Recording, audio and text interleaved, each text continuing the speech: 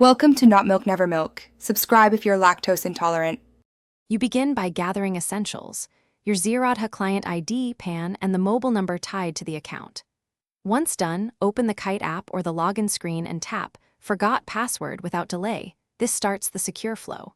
You must enter your client ID and PAN exactly as on file, then request an OTP. Make sure your phone can receive SMS. If message delivery is delayed, wait for 1 minute and then request again. You will receive an OTP on the registered mobile. Enter it promptly, because the code expires quickly. After OTP verification, you must set a new password. Pick at least 8 characters with upper and lower case, numbers, and a symbol, and avoid obvious words. Once the password is accepted, make sure to confirm any verifications sent to your email and enable 2-factor authentication if offered. This reduces future lockouts. You should now log in using the new password and check that Kite and your back-office console open correctly. Verify account balances and order history to confirm full access.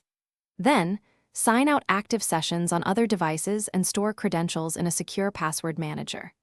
If you do not receive OTPs or the system rejects your PAN, prepare your client ID, PAN copy, and KYC documents, and contact Zerodha support by phone or in-app help. Have those details ready to